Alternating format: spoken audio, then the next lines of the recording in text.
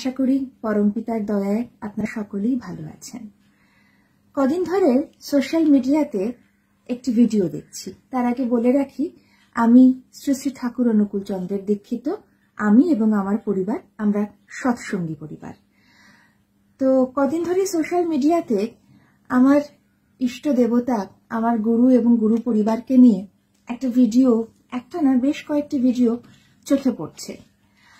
ভেবেছিলাম যে সেই ভিডিওটা নিয়ে কথা বলবো না বা নতুন কোনো ভিডিও বাড়াবো না, আপনাদের সামনে এই নিয়ে কিছু বলতে আসবো না। কারণ ওই যে কিশোর কুমার গাঙ্গুলির একটি গানের কথা খুব মনে পড়ে যাচ্ছিল, কুছ তো লোগ कहते हैं लोगों का काम है कहना, छोड़ो इन बेकार की बातों में। এই বেকার কথায় কান না দেওয়াই ভালো। তারপরে মনে পড়ছিল মান্নাদের সেই গান, যে গান গৌরীপ্রসন্ন মজুমদার লিখেছিলেন, যা খুশি ওরা বলে বলুক, ওদের কথায় কি আসে যায়। 100 বার, সত্যি তাই। এই ভেবেই দুদিন পুরো চুপচাপ ছিলাম যে না কিছুই বলার দরকার নেই, কোনো এক্সপ্লেনেশনে যাওয়ার দরকার নেই। তারপরে ভাবলাম যে এই যে আমার সৎসঙ্গী পরিবার, আমার যে পরিবার, আমার পরিবারের অভিভাবক হলেন আমার ঠাকুর, শ্রী ঠাকুর হলেন আমার পরিবারের অভিভাবক। তো আমার পরিবারকে নিয়ে, আমার গুরু পরিবারকে নিয়ে, আমার দাদা, আমার খুব কাছের মানুষদেরকে নিয়ে অযথা, অকারণে, অন্যায়ভাবে, না জেনে, না বুঝে, না চিনে কেউ দুটো কথা বলবেন, সেটা সবসময় মেনে নেওয়াটাও মনে হয় ঠিক না। কোথাও গিয়ে সেটা মনে হয় দুর্বল ভাবে মানুষ, বেশি সুযোগ দেওয়াটাও ঠিক হবে না। তাই একটু বলতে এলাম যে কিছুই নয়, বলার মতন আপনাদেরকে কিচ্ছু নেই। যারা আমাদের ঠাকুর পরিবারকে নিয়ে, পূজ্যপাদ অবিন দাদাকে নিয়ে ভিডিও করেছেন, ভিডিওতে নানান রকম কমেন্টস করেছেন, তাদের উদ্দেশ্যে কিছু কথা বলতে চাই। প্রথম কথা হচ্ছে যে পূজ্যপাদ অবিন দাদা 24 বছর বয়স, আমার গুরু পরিবারের 5ম প্রজন্ম পূজ্যপাদ অবিন দাদা। আপনারা বেসিক্যালি হয়তো যারা কমেন্টস করেছেন, যারা ওখানে লিখেছেন, তারা অনেকেই না জেনে, না চিনে ওনার সম্পর্কে অনেক কিছু বলেছেন। তাই আমরা যারা তাকে চিনি, তাদের সঙ্গ করি, তাদের কাছ থেকে একটু আপনাদের জেনে নেওয়া দরকার। পূজ্যপাদ অবিন দাদা বলেছেন যে মৃত্যুর আগে কিছু পারি কি না পারি, অর্ধেক পৃথিবীকে নাড়িয়ে দিয়ে যাব। আর আমি খালি অবাক হচ্ছি, 24 বছর বয়সেই তিনি সে কাজটা প্রায় করে ফেলেছেন। দেখুন কিরকম নাড়িয়ে দিয়েছেন, কিরকম টলমল করে দিয়েছেন সবটা, মানুষের মনের মধ্যে কিরকম ওনাকে নিয়ে প্রশ্ন জাগিয়ে তুলেছেন। যখন 15 বছর বয়স পূজ্যপাদ অবিন দাদা, তখন রচনা করেন, লোকের কথায় কান দিলে তো চলবে না, ওরা যা বলে বলুক, ওরা যা করে করুক। সেই কথাটাই একেবারে মানে কি বলবো, সাংঘাতিক ভাবে সত্যি হতে চলেছে। লোকের কথায় কান দিলে তো চলবে না, আমরা আমাদের কাজ করে যাব। কিন্তু বক্তব্য হচ্ছে এই যে আপনারা না জেনে, না চিনে, না বুঝে একজনকে নিয়ে কথা বলছেন, সেটা কতটা যুক্তিসঙ্গত সেটা একবারও কি ভেবে দেখেছেন আপনারা?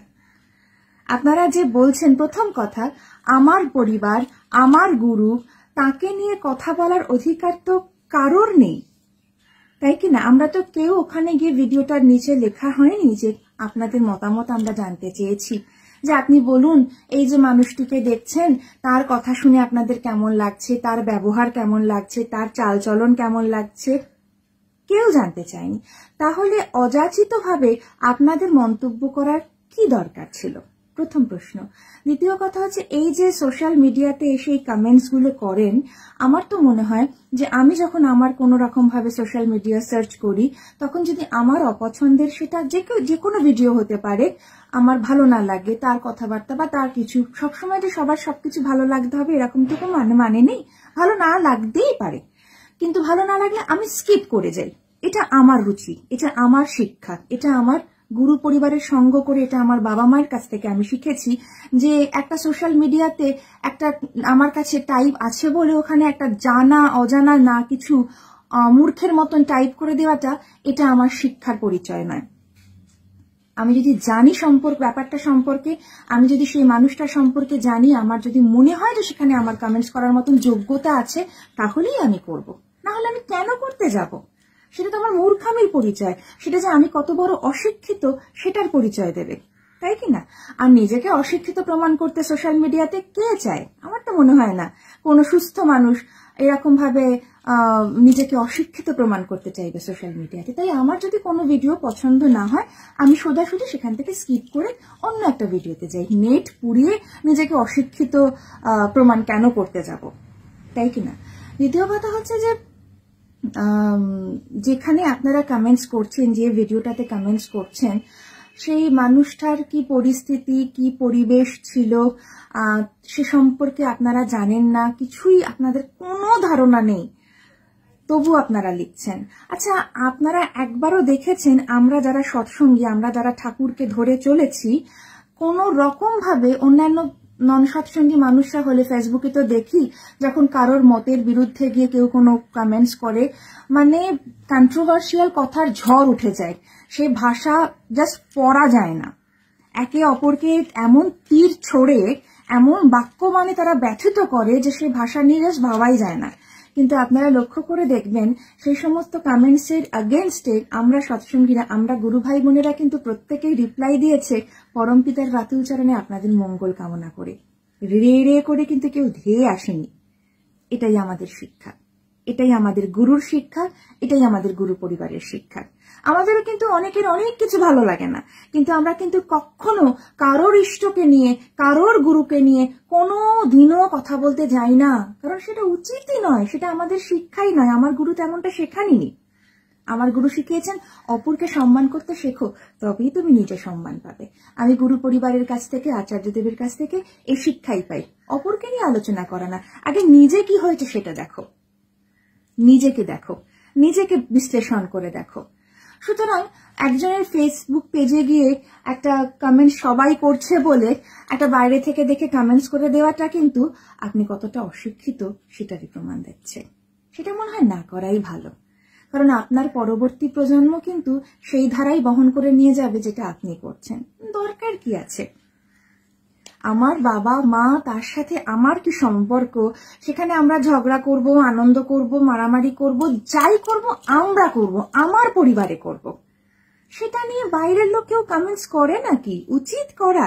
আপনার পরিবারকে নিয়ে আমরা যদি অযথা অকারণে বলতে যাই, সেটা কি আপনার ভালো লাগবে? কি দরকার?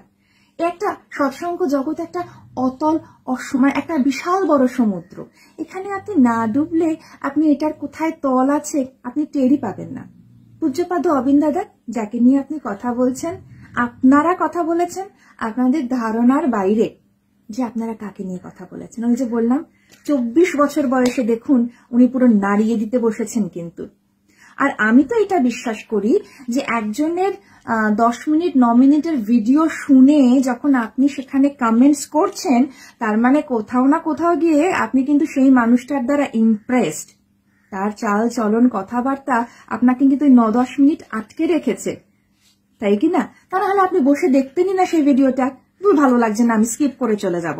আপনি সেই 9-10 মিনিট কিন্তু সেই ভিডিও বসে দেখছেন, তার কথা শুনছেন, তার মানে আপনি তার কাছে মুগ্ধ, তাকে রেখে আপনি ইমপ্রেসড হচ্ছেন বলে তো ওনার সে ক্ষমতা আছে আপনাকে আটকে রাখার। সত্যি আছে, উনি ভালোবেসে বেঁধে রাখেন।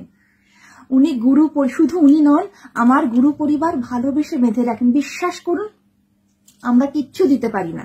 আমরা যারা ঠাকুরের সংস্পর্শে এসেছি, আমাদের দেওয়ার মতন কিচ্ছু ক্ষমতা নেই, শুধু পেয়ে যাই, শুধু পেয়ে যাই। আচ্ছা, আপনারা যারা কমেন্টস করছেন, আপনাদের কি মনে হয় এই যে কোটি কোটি মানুষ সৎসঙ্গী, এই যে কোটি কোটি মানুষ ঠাকুরকে ভালোবেসে, গুরু পরিবারকে ভালোবেসে আমরা ছুটছি, আমরা সবাই বোকা? আমরা সবাই এতটাই মূর্খ? সবকিছু যেটা বলছেন আপনারাই বলছেন।